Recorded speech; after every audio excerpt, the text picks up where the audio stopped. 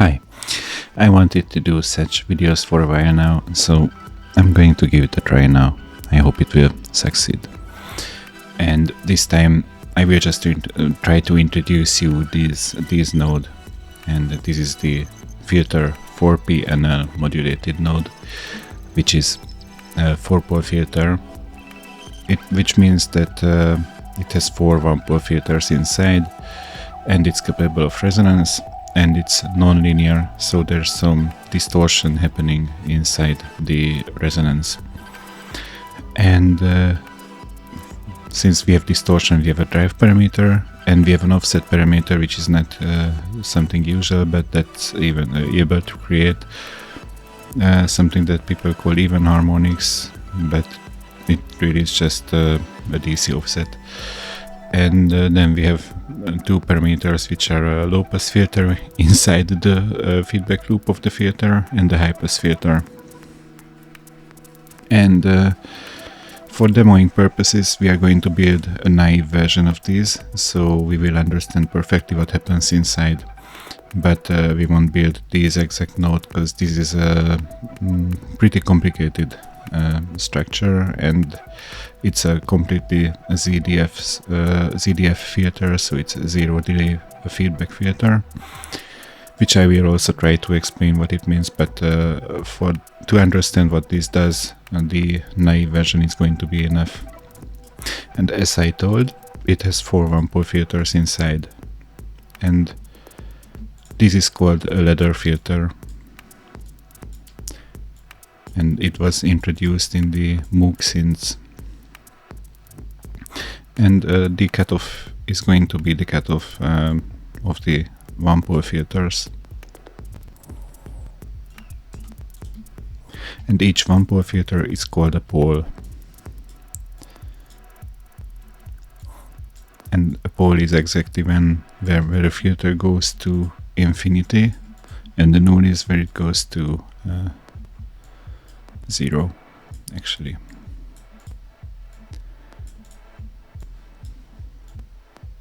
That's why it's called 4-pole.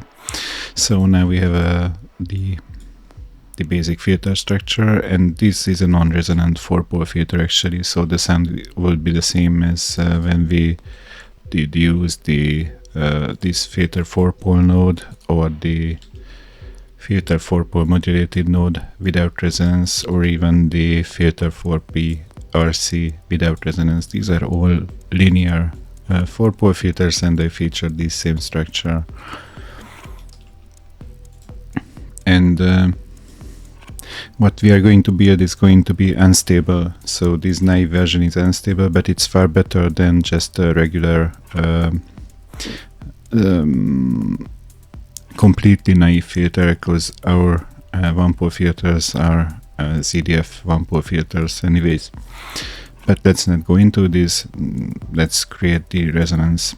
And the resonance is nothing else than taking the output of the filter, multiplying by a coefficient which is going to be called M phases,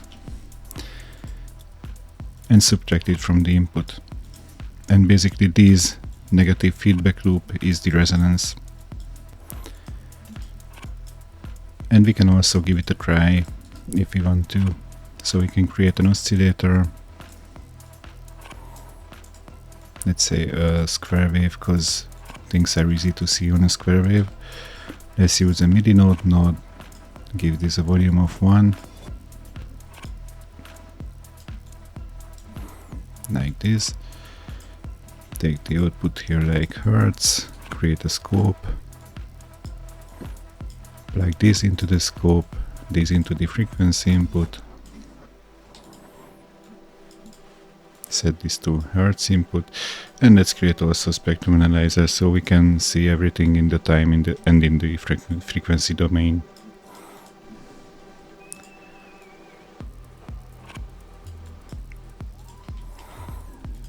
Here's the output.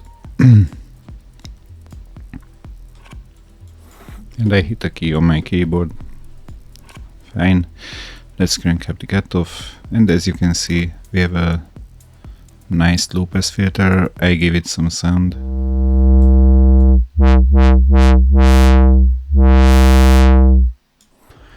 and crank the resonance up a bit. I'm not going to give it too much resonance because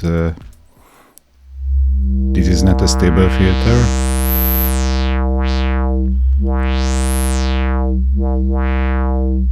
But as you can hear, it works fine and we have resonance.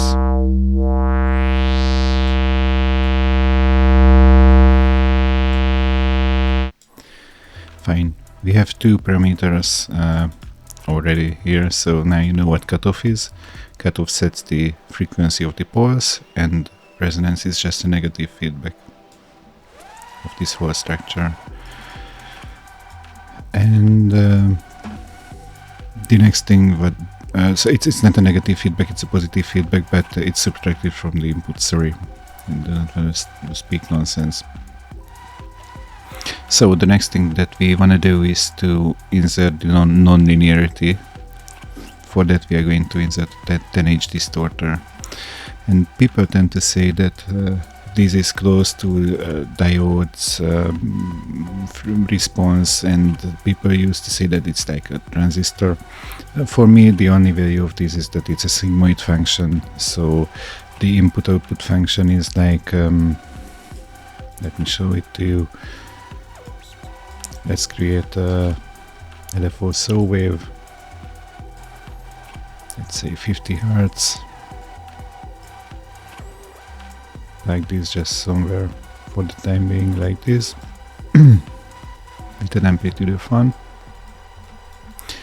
And yeah, let's gate it using MIDI. And let's gate the scope as well. So this is the input-output function of the LFO, and if we insert a 10H distorter,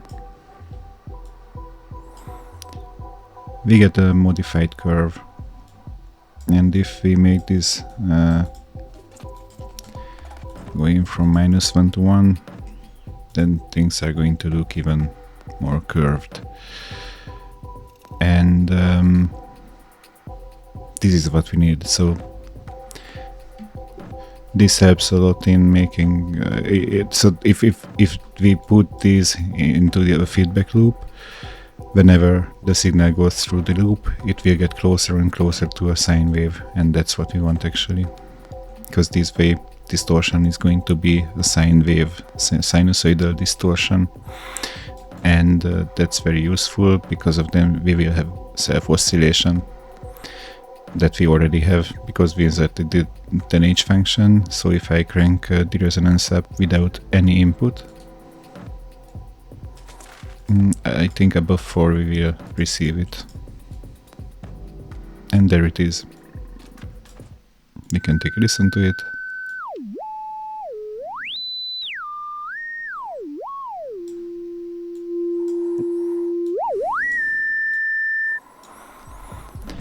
So yeah, actually, thanks to this distortion here, this filter is going to be pretty stable.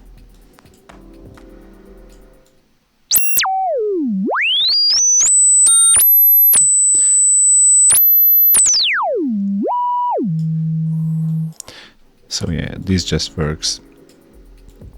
Okay, let's create the drive value, but for that I'm going to put this into a designer, like distortion. And then we have an input of X and an output of Y. And then we want to divide the input by a value and the output by multiply by the same value, and that's going to be, let's say, saturation. Let's replace this node like that. And if this value is 1, then we do not apply a lot of distortion. If this is 0, then we apply, then we go to infinity. So if we create a knob in between 1 and 4, I think that's where we go here in the drive. Yeah, it's in between 1 and 4. Then it's practical to take the reciprocal of this value, like this. And this is the drive. And yeah, what happens here? Is this no, this is fine. No, there's no input on the filter, that's the problem.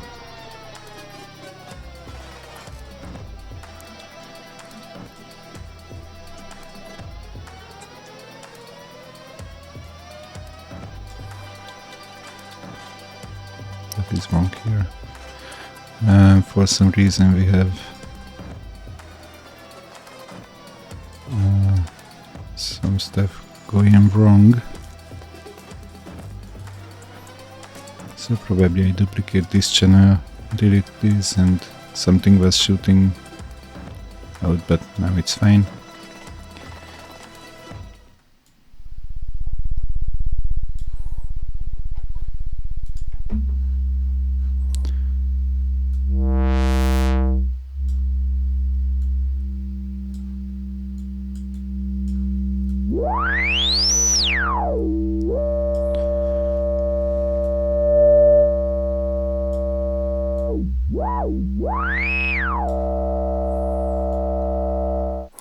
So this is a pretty nasty filter, distorter, and the filter is quite stable even in this naive form, but it's not completely stable.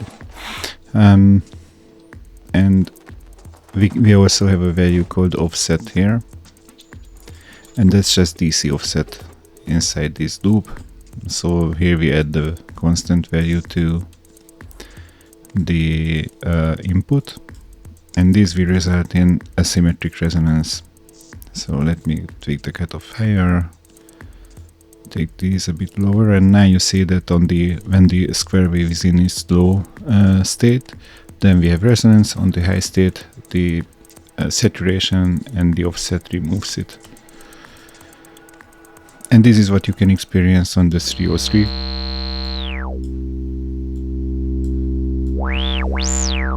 Where you have these asymmetric resonance.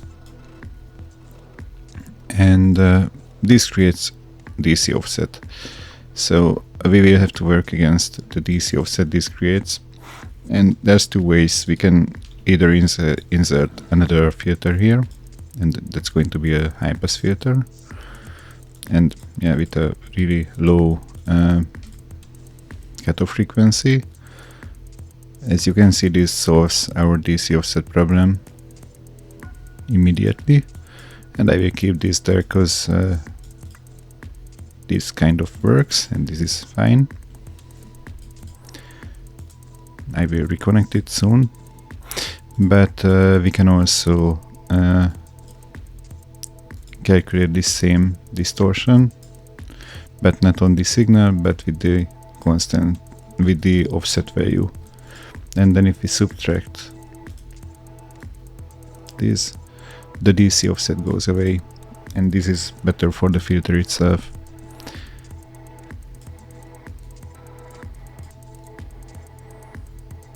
Like this. And now we have a nice filter.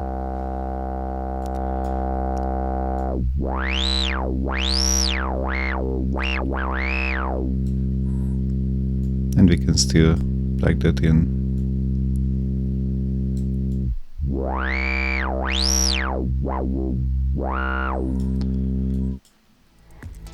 And this is fine and everything. So we have drive, we have offset, we have cutoff, we have M phases. We don't care about keyboard tracking now because that's just adding the pitch to the cutoff, a bit offset, but that's nothing too fancy. What we still have is P1 and P2, and those are two filters here in the feedback loop. So I can insert it before or after, doesn't matter. So we have one pole filter here, which is a low pass, and we have another here, which is a high pass. We can feed it back there. And this is P1 from 0 to 150, and this is P2 from 0 to 150. I don't know where they go exactly, but these values kind of work. And if you set P1 to the highest value, then it doesn't affect the signal. If P2 is on the lowest, which is the default value of P2, then you can see that it doesn't affect anything. And what these do is that they shape the frequency content of the resonance. So if you set P1 lower, even the cutoff frequency changes because of this, but also the resonance on higher frequencies is going to be lower. And that's something that you want to do sometimes. Like this is a low P1,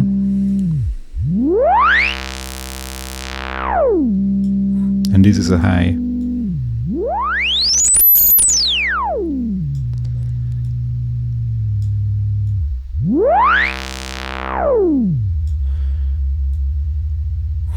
And P2 is the same for low frequencies.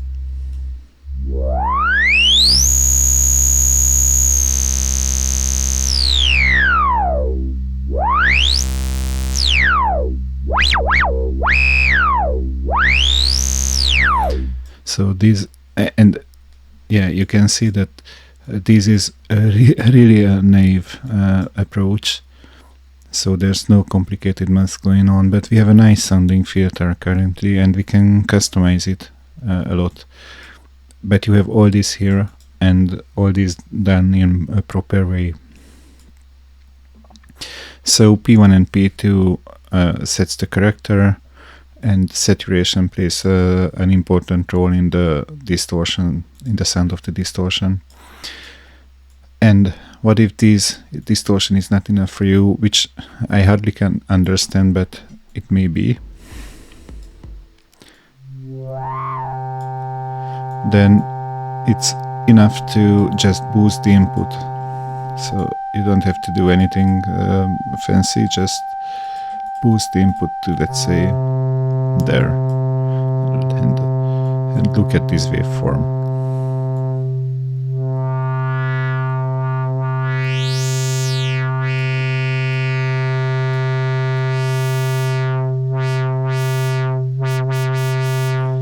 I think this is sick. And if you turn it to a saw wave, what kind of filter is this?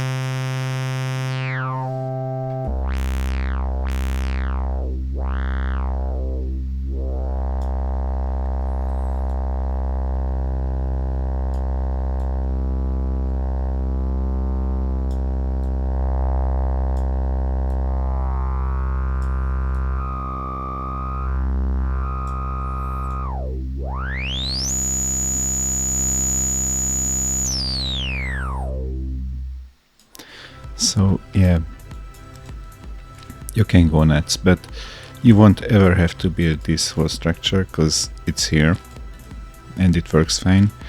And you have some additional stuff going on. So you have an additional low pass 2 output, which is just a pickup point. So pickup points are points where you set an alternative output. So if you take this as an alternative output, let's plug this in, the sound is going to be brighter because the first time anything goes through this loop, the first time it's gonna be affected by 2 pulses only. So the filter there is not that steep.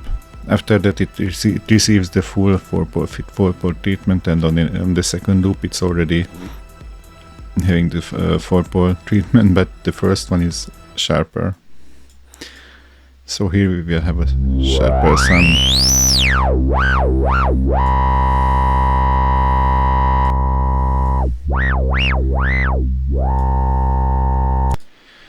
And the other thing that we have is these input, this P10, which offsets the cutoff frequency of the first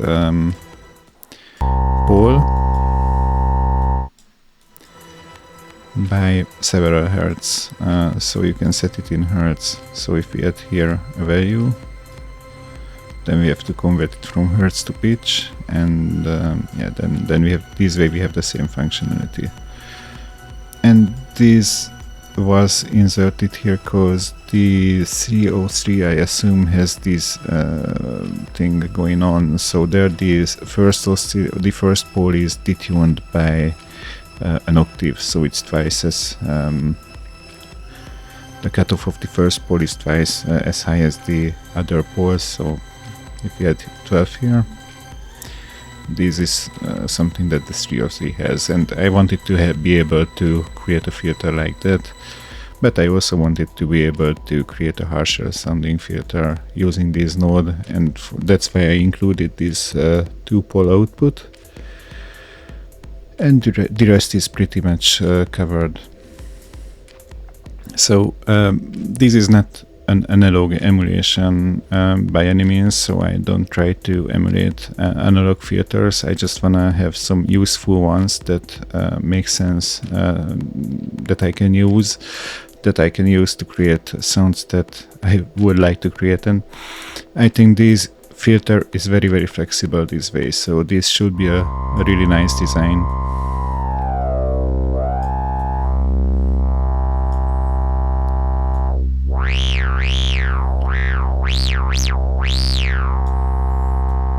For me, this is so sick. So I'm not so much into distorted sounds. So if you heard my music, you might know that this is not completely me. But I like the way you can shape the waveforms, and it's wonderful that what we hear is a simple saw wave just with the filter. It's so rich and so interesting that I think experimenting around with this node is really, really useful. So yeah,